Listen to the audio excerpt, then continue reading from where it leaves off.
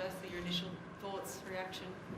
Obviously disappointed in the result, but I was really proud of the effort. Obviously, Canberra have been very good this year and they're in first spot for a reason. So, we felt as though we set the game up pretty well and we led after, 50 minutes or 55 minutes or whatever it was. And, so we did plenty of good things. We just weren't good enough tonight to finish it off in that second half. And, but there's a ton of effort and, we keep turning up with that sort of effort. Same as last week, things will go our way. You talked about starting strong. I think it was like Turbo's first tries in the first 4 minutes. It looked so quick, the attack. Like it really felt like there was some sort of spark. Did you feel like that in the coach's box as well? Yeah, definitely. Yeah, as I said, half time we thought we'd set the game up pretty good, although we were down on the scoreboard by 4 points. We did a lot of good things in the first half. We started really strongly, and it was built off the back of that fast start. Yeah, we just weren't good enough to do it for long periods, and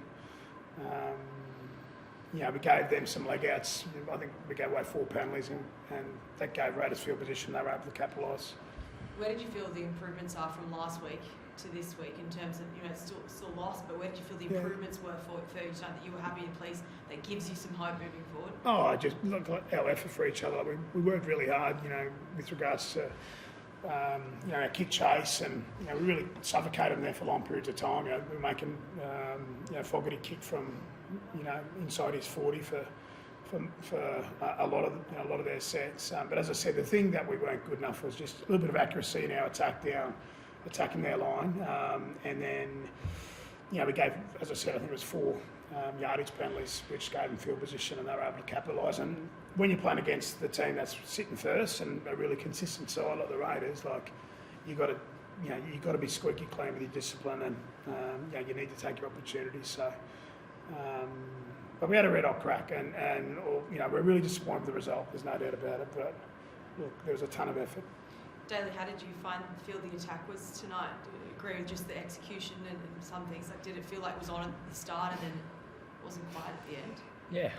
Yeah, that's the best way to explain it. There was a lot of opportunity and we couldn't execute it. We just couldn't get it right. So, we've got a bit to work on this week. We've got a long turnaround, so we're going to have plenty of time to get reps in at training and work on that.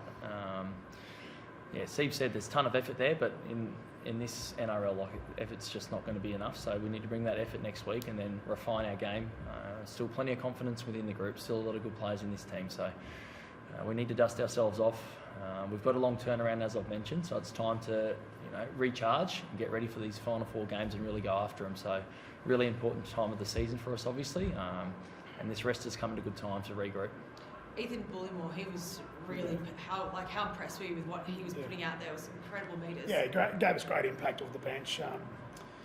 So I think that 40-minute spell of his, probably got close to the line maybe 2 or 3 times there, but he just gave us great impact through the middle of the park, created some momentum for the boys to play off the back of, and I thought he certainly added to us tonight. Concerning scenes with Jake, that's his 3rd concussion. It's hard to watch. Yeah, no, really, it is hard to watch.